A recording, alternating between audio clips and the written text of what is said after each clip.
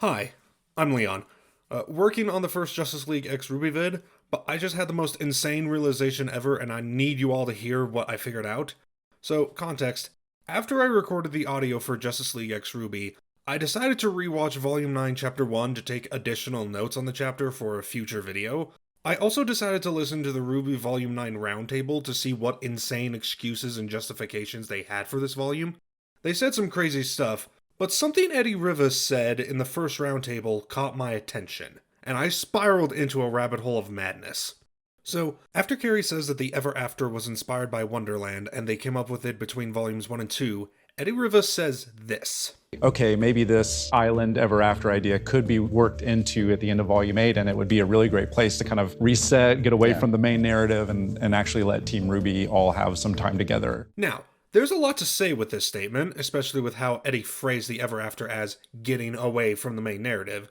But I re-listened to this part multiple times to make sure I wrote the sentence down correctly for future reference, and as I kept replaying the beginning of it, my mind latched onto a single particular word that he said. Okay, maybe this island ever after idea, maybe this island ever after idea, this island ever after idea, island ever after idea, island ever after, island. Why did Eddie Rivas call the Ever After an island? No, really, why? This is a huge red flag for me. There is no island in the Ever After. The Ever After in total is an alternate dimension, not an island. These places are called acres, not islands. This is a giant lily pad, not an island. As far as I'm aware, the original story has no island in it. There is no island in Alice in Wonderland. So why did he say it? Why, of all words, did he call it an island? Put a pin in that, we'll come back to it. For now, let's look at another thing he said, the thing he said right after. Eddie said that the Ever After could be worked into the end of Volume 8. Why did he say that too? The Ever After only shows up in the end credit scenes, and before that there were 2 references to the fairy tale it's a part of, but nothing else. They didn't work the Ever After into Volume 8, so why did he say that? Well, I have a crazy theory about when they actually came up with the Ever After, and it relates to this comment. Remember that weird 6-week hiatus in the middle of Volume 8, something that's never happened before? Remember how certain storylines ended rather quickly, like the Hound plotline, Hazel and Emerald switching sides, or Salem threatening Atlas? Remember how Whitley said that the Schnee Dust Company has dozens of free airships to use for evacuation, something that was never previously mentioned? Remember how, right after Salem was defeated, Ironwood suddenly threatened to destroy Mantle, and how this pushed our heroes to come up with their evacuation plan? Remember how after the hiatus they were still finishing chapters the week of their release? Remember how not just the writing, but the animation and voice acting took a noticeable drop in quality after the hiatus?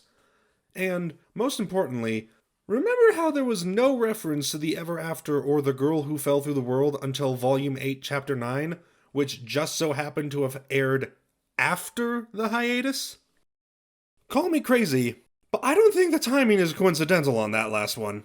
I think that Volume 8 was ruined to create the Ever After. My theory is, at some point during the production of Volume 8, they came up with the Ever After and decided that's where the story needs to go next. But they made the shift too late in production, and by the time they had rewritten the script, the beginning of Volume 8 was already animated and potentially airing a few chapters. So they had to scramble to finish the new ending, taking a hiatus to get it done while the quality of the volume suffered. This is why certain plot points were quickly wrapped up by Chapter 10, while new ones took their place. I suspect the reason why is because the content of Chapters 8, 9, and 10 were the original end of the volume, but they were cut down to make room for our hero's entrance to the Ever After. This means that, if I'm correct, Carrie lied when he said they came up with it between volumes 1 and 2. He just said that because he thinks "we planned this from the beginning" is a valid defense, unaware that it's the execution that most people are critical of, not when he came up with the dumb ideas. And I think he lied about something else. The Ever After's original inspiration. Again, it refers back to Eddie calling the Ever After an island. That sticks out so much because there's only one shot in all of RWBY that implies this idea. The end credits scene where we see the Ever After for the first time. All we're shown is a beach, a jungle, and the giant tree. And upon realizing that this shot is the only thing that Eddie could be referring to, I had another strange realization. The mouse acre and the great tree seem oddly disconnected from the Wonderland inspiration, don't they? Like, all you get is the rocking horsefly, the dormouse, and the jabberwock. Everything else about the jungle itself doesn't feel connected to Wonderland. Heck, it doesn't feel connected to the Ever After that much either. It's so incredibly different that it stands out. And the same goes for the tree. There is no giant tree in Wonderland. Yet this Wonderland-inspired world just so happens to inexplicably have an Yggdrasil reference right in the middle of it. Why is so much emphasis placed on something that has no connection to the original fairy tale, or the original Yggdrasil? Yggdrasil in Norse mythology held the 9 realms together in a delicate balance, but the Ever After tree doesn't really do that. The acres just kinda exist near it. This tree just exists to be an exit to Remnant, as well as the source of ascension. And that's another thing that's disconnected from Wonderland. There is no ascension or anything similar in Alice in Wonderland. It's a completely new concept relating to death and rebirth. Nothing about the first image of the Ever After seen in Volume 8 feels connected to Wonderland. But it does seem familiar, like I've heard or seen this place before. So let's just ask ourselves the obvious question. Is there a fantasy location that is specifically an island with a jungle on it and a tree that's connected to the concept of death in some way? A location that's in another very old, well-known story that was adapted into a popular and beloved animated film in the 50s. Well, let me throw in the last detail that ties this conspiracy together. When Eddie mentioned island, and I was trying to figure out why he said that, I was reminded of the one other time I heard this place being referred to as an island. In Judgmental Critters Volume 8 podcast, they go over the end credits scene and speculate on what it could be, mentioning Yggdrasil and Alice in Wonderland. But then, at 1 hour, 29 minutes, and 18 seconds, Twins mentions this. Maybe it's Neverland.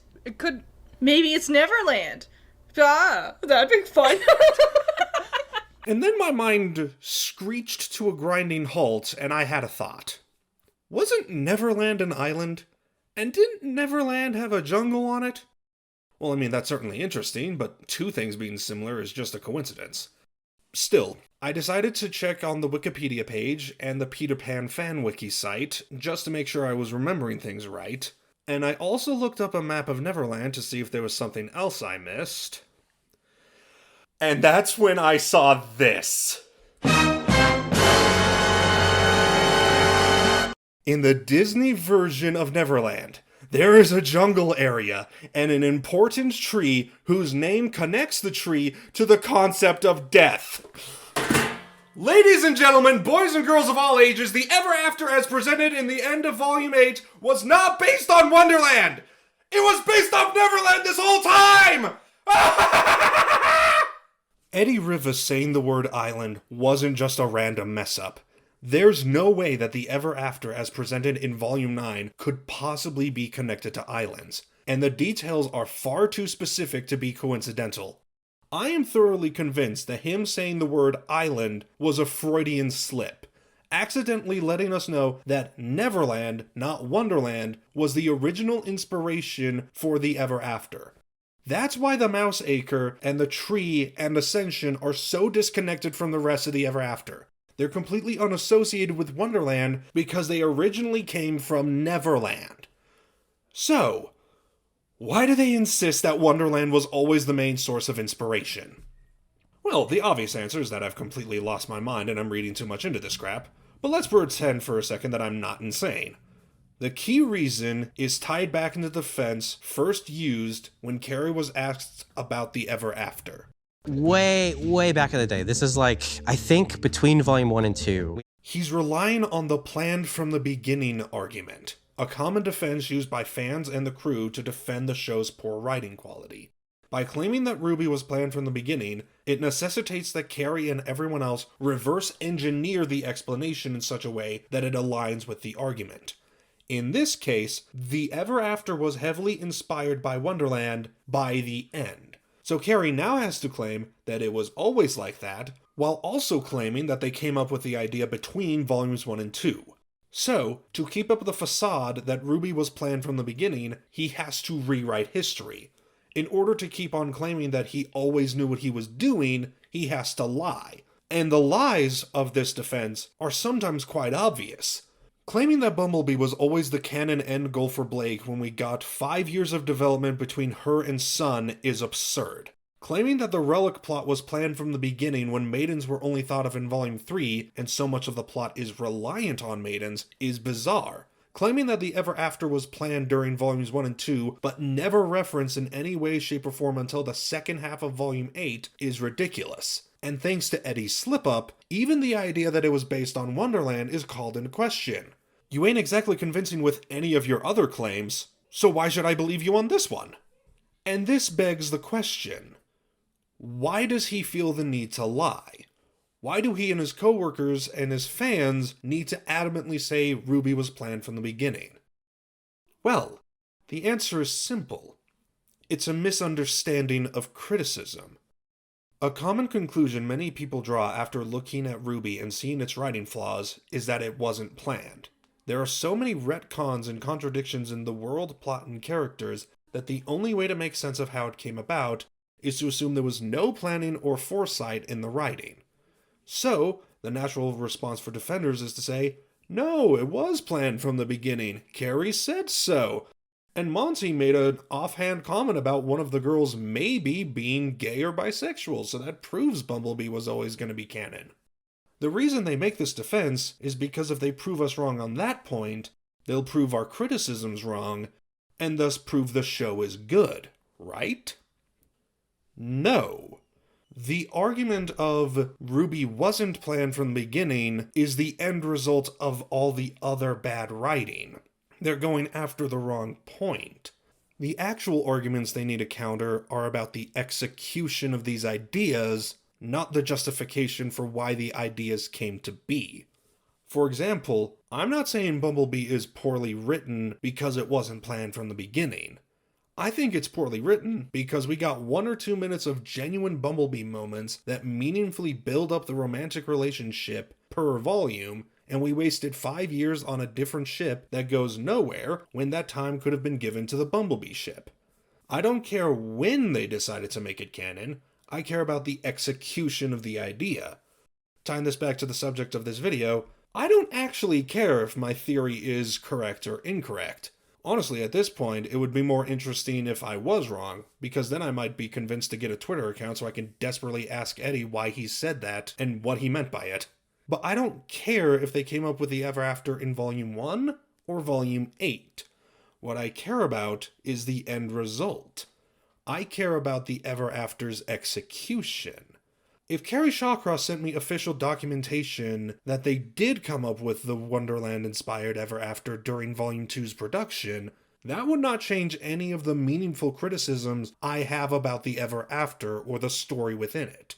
If he wants to prove his show is well written, he needs to explain that it was well executed, not that he came up with it a decade ago. And I suppose that's the ultimate point of this video. If you're gonna defend RWBY, defend it by actually countering how well it was executed, not by giving me a plot point birth certificate. So, yeah, that's my wild conspiracy theory over now. Let me know if you thought I was into something or if you thought I was absolutely insane. And feel free to like and share this video. It'd be kind of cool if Eddie saw this, or at least saw the clip of me asking why he said island, so that he could answer my burning question. Also, feel free to subscribe. I've got more content on the way. Thanks for watching, and I'll see you later. Hopefully with more sanity.